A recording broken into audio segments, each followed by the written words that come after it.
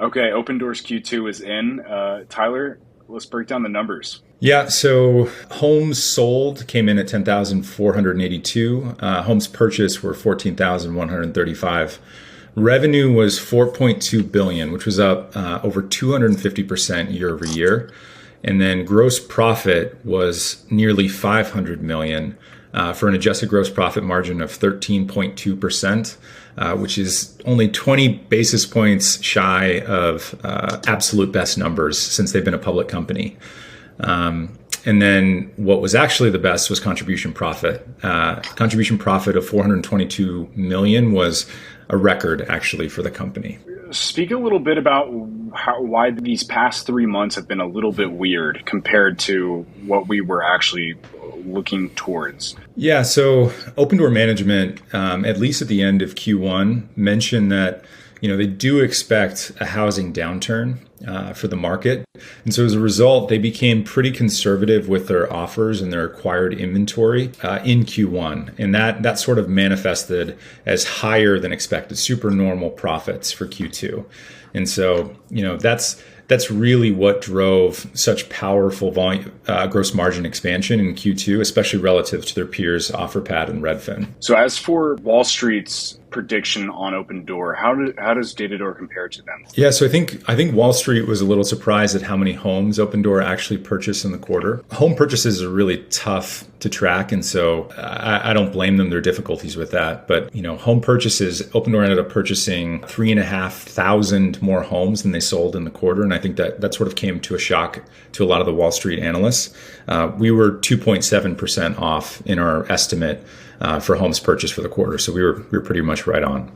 Do you think the thesis has changed for Opendoor in the past 3 months, or has it changed your way of viewing the company at all? I don't think the thesis has changed at all. What's so difficult about this time is the speed and amplitude from peak to trough. So peak euphoria, hottest real estate market of all time, to now we're seeing the fastest cooling real estate market of all time. And so Opendoor participating, in those market dynamics, it's a really challenging time to be buying and selling homes at scale. And so I don't think it changes the thesis, but there's definitely going to be some damage as a result of operating in this market. And I think Opendoor, for all their data and all of their advantages and conservative positioning, I think they themselves could not adjust with the agility required for a market that cooled that fast, for Fed, raising rates to the peak that they did. I mean, I don't think anyone expected mortgage rates to hit 6%. No, the thesis doesn't change because of these extreme circumstances. Would I have liked Opendoor to navigate this turbulence a little bit more gracefully? Yes. Speaking of this turbulence, from peak to trough, can you speak to how crazy of a scenario this actually was in the past 3 months? I read a study the other day that said that home prices deteriorated by 11% in 1 month. I haven't seen that corroborated, but just as for food for thought, that would be the fastest that homes have depreciated in any period that I've ever seen in U.S. residential real estate history outside of the Great Depression. That's an absurd number. It never reached that much, even in the depths of the Great Financial Crisis, a little over a decade ago. And so if that truly did happen, frankly, it's amazing that Opendoor has positive gross profit margins right now. Yeah, because it's the greatest stress test of their model. Right, exactly. And I think, if you're investing in Opendoor or you're investing in residential real estate, that's that's a situation that you can't really predict, but also you shouldn't need to, right? The number of times that people have said, oh, home prices, they might fall 20%, the doomsday catastrophists who yell that, it sounds crazy, because it's never happened before. And then we have this month period where we go from straight up and to the right to straight down. It seems like things are stabilizing, and that's probably going to be a one-time event. But it's pretty wild, and obviously has negative impact on Opendoor's business model. Speak to what happened when we don't know exactly how far it crashed in total. You said 11%. I know everybody has a different number, but the actions that Opendoor took during that time, they had the option that they could cancel the contracts, but they didn't. Can you speak a little bit about why? One of the aspects of Opendoor's business that I've commented on a lot is they they need to have a sterling brand and reputation to sort of realize their ambitions and the scale that they want to achieve. Part of that means that an offer from Opendoor is a promise and a guarantee. In the depths of COVID, they canceled a few offers and they felt like it had a really detrimental impact on their brand. Because there was a time that consumers probably needed equity the most. And so in this dislocation, they made the decision to maintain those offers and honor them with the hopes that that brand building will pay dividends down the road. I see that Eric Wu, the CEO, actually started talking about what you've been talking about for a while, and that's Opendoor Exclusives. How was that listening in on the call? Yeah, I mean, that was really exciting because Opendoor functionally is a product that helps homeowners sell their home, right? Like today, that is iteration 1.0 of Opendoor. But the secret to unlocking the scale that we've talked about for this company is to innovate in the buy side to the point where they own that part of the transaction as well, because then they can marry that to the sell side equation. That's something that I've talked about for a long time, right? It's like connecting two very critical flywheels. But Eric Wu, most of his focus in the company right now is on solving the buy side, right? Because it unlocks so many opportunities, right? You unlock ancillary services, right? So it's much easier to attach a mortgage, title and escrow, homeowners insurance, home warranty, renovations, moving, all of those ancillary services if you own the buy side of the equation. And that's really important for their gross profit margin targets long term. But then there's also the opportunity for a capital light third party marketplace. And that's really the Opendoor 3.0, right? Like that's not the next step, but the step after that is if Opendoor can be a marketplace where, homeowners come and they pay Opendoor a listing fee of 1% to 1.5%, whatever it is, but they bypass the need to pay commissions to the buying agent and the selling agent, which are around 6%. Then suddenly you have this really unique aggregated inventory.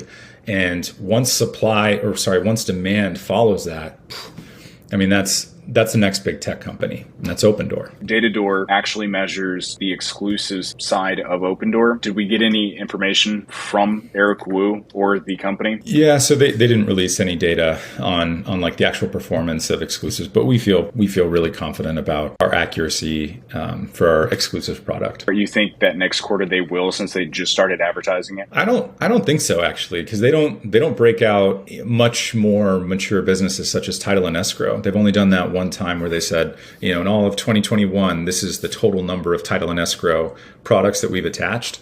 Exclusives is still very small, but fortunately, we don't have to depend on Eric Wu to do that. You can just go to Datadoor and look it up. There you go. Okay, so for as of guidance for Opendoor, coming from this weird place, what do you think is going to happen in the next 3 months? So we can kind of break down the guidance. Opendoor guided for 2.2 to 2.6 billion in revenue for Q3, and they also guided for adjusted EBITDA of negative 125 million to negative 175 million. So 2.4 billion and negative 150 million for revenue and adjusted EBITDA at the midpoints. It's quite a sequential downturn when it comes to performance for the company, right? They've been adjusted EBITDA positive for quarters now. When you're looking ahead about what Opendoor has to do, the big problem is actually sales volume, right? Because they have all these fixed costs in their business that they need to be at a certain scale for them to break even. Opendoor exited the quarter with 17,000 homes in inventory, but it's actually going to take them more than a quarter to sell that number of homes. That would be a record number of homes sold for a quarter anyways. But based on their current revenue guidance, what they're actually guiding for is a little over 5,000 to 6,000 homes sold. And their adjusted EBITDA target suggests that they think that they're going to have a gross profit margin of 6%. Both of those would be material deceleration in performance for the company. What do you think we should be focusing on to verify and just confirm the thesis in the next 3 months? Should we be looking for growth? Should we be looking for stickiness? What is it that's the magic thing that we should be looking at? What I want to see, what I think is most important, is a resumption of sales volume. So we saw a trough in sales volume in the months of July and August. What I need to see is that September begins ramping back up to more normalized levels. And the reason for that is, as I already mentioned, they have to reach enough volume that they overcome their fixed costs. And if they can do that, there's actually a shot of having a pretty decent quarter and not not losing as much money. So yeah, so volumes I think are most important. We already know that margins are going to suffer as a consequence of home price depreciation and them probably overbuying inventory at peak levels. But if they can have enough volume, that might compensate a little bit and bring up their bottom line. Do you guys have like a margin of error? And if so, do you take the conservative side of that? Or how does Datadoor pump out these numbers? Roughly 60 days into the quarter, it's like 55 to 60 days into the quarter, we have estimates that at least for the past 3 quarters have been within single digit percentage points of actual results. And so we don't actually need the third month of performance. We don't need to see it for us to feel really confident about our estimates. The one caveat to that is purchase data, right? Like the way that purchase data happen, we need a little bit more time for that. But all the other metrics that we would look at, so revenue, homes sold, gross profit, gross margin, mean home price, holding time, all of those figures we have a pretty good handle on only 60 days into the quarter. And that's pretty powerful considering that, we know the future long before it happens, right? So we'll know earnings, or at least we have historically had a pretty good estimate of earnings roughly 2 months before the earnings announcement. Good. And then I also have to bring up the wild card, and that's Zillow partnership. How surprised were you? That is a blockbuster announcement. The implications of it are pretty wide reaching. I think it's a net positive for both companies,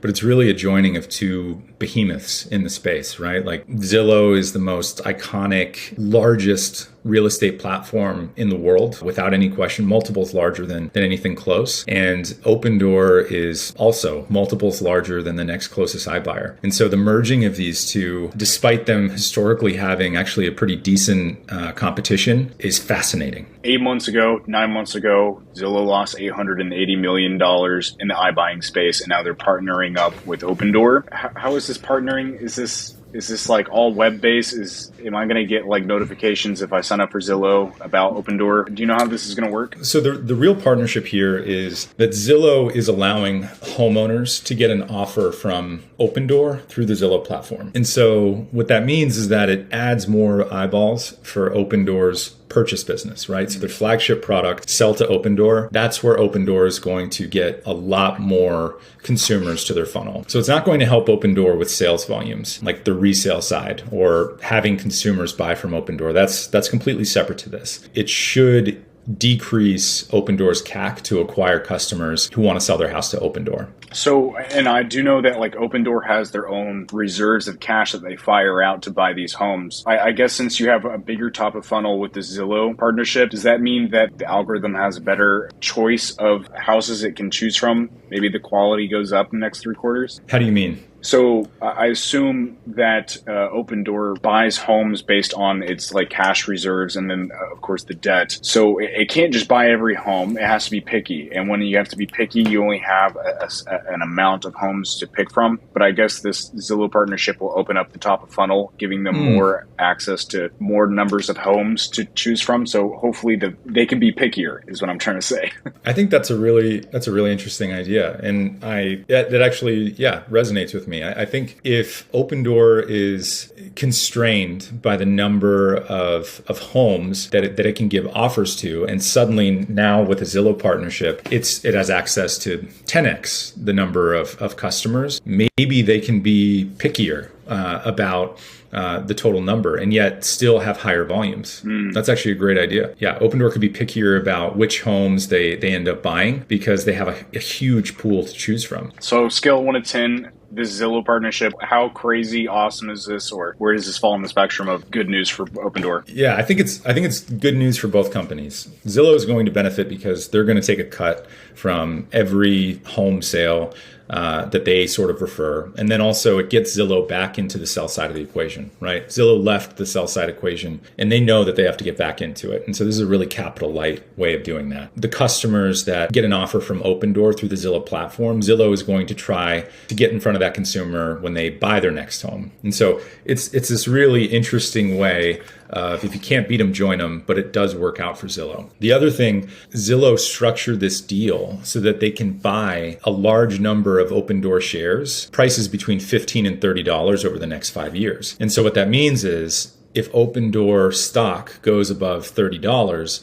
then Zillow can buy shares for more cheaply than they're worth in the open market. And so that kind of tells us 2 things. 1, Zillow believes that Opendoor is here to stay.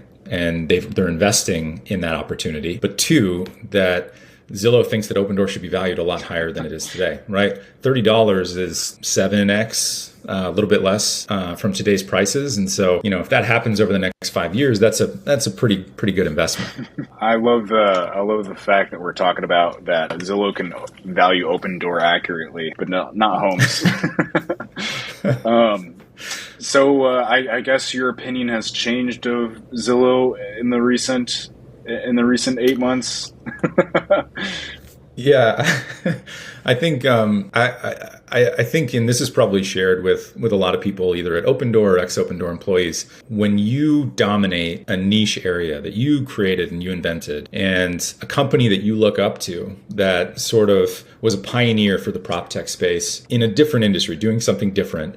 But when they decide to enter your field, and now you're told by everyone around you that you're going to lose to this incumbent, that they're going to eat your lunch and they're going to do what your specialty is better than you, I think that probably grates on people's egos and kind of how they view themselves. And so understandably, there's a lot of competitive spirits between the two companies. And I think as an Opendoor bull and as someone who follows the space really closely, I've been skeptical of Zillow being able to do iBuying from day one. But I think to your point, yeah, we're probably gonna have to be a little bit friendlier to the company moving forwards because they've seen the light, right? Like we're all team Opendoor, and with Zillow partnering with them, I think I'm excited for that. Like that's great news. Let's talk about the FTC finding Opendoor. What are your first thoughts about that? When we had our spaces the other day, I thought one of the guys on the meeting made a really great point about sort of early stage tech companies and why this type of event might happen. Because clearly it's a black eye for the company. Clearly,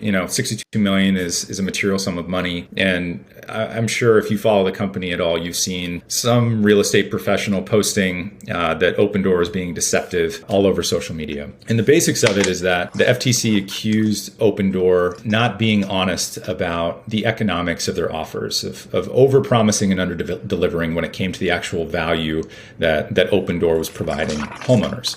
And this happened years ago, right? This is like 4 to 5 years ago. 2016 to 2019, I think. Yeah, exactly. And so what came up during our conversation the other day was that this actually happens all the time for marketing teams at early stage growth companies.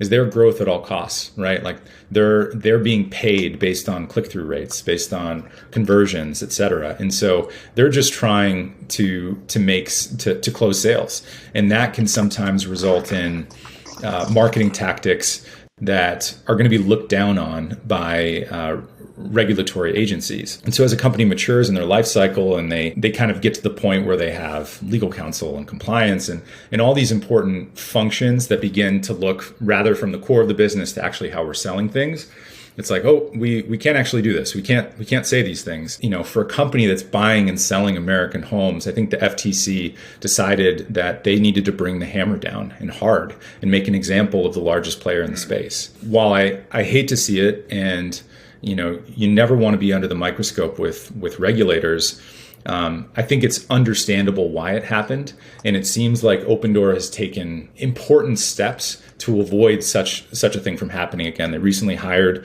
a new chief legal officer, and I think their marketing has been very careful since that time to make sure that they're not over-promising something that isn't true. I will say this is an emotional space, and the lobbyists who might be against Opendoor are people that have a lot of power in general, right? Like they have social standing. Do I think that regulatory action is over or that there's not going to be any more road bumps? No. I think that Opendoor is probably always going to be villainized by the professionals it might be displacing. And so that's why you need to be really conservative. You need to be proactive and aggressive about your legal team. And it seems like that's what they're doing. All right. So looking forward to Q3, Datadoor. What type of stuff is Datadoor measuring? What could people expect if they go to the homepage and sign up for Datadoor.io? Yeah. So for our Adam subscribers, we're actually beginning to release Q3 data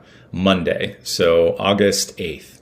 And what you're going to see is what you're going to be able to monitor is that sales volume figure that I was talking about, and also gross margin, alongside things like market by market data, Opendoor Exclusives products, and how that's scaling. And then we also have a new listings feature we're going to launch for the Atom subscribers here soon. Can we talk about that, or is it a secret? So we can talk about it. We can talk about it at some point in the future. I think it's still under wraps, and Sebastian and I are working really hard on it. But it's going to be exciting, right? Like it's a really great forward-looking indicator for the company. And as I wrote about in the Phoenix article on Datadoor, it's really important to understand actually how future sales are going to look margin-wise. Hey guys, thanks for watching. If you want the latest Opendoor news before it breaks, consider subscribing. Also, why wait 3 months for Q3 results when Datadoor.io gives you stats right now? So go visit the website, sign up, see what's available right now. And thanks for tuning in. We'll see you guys soon.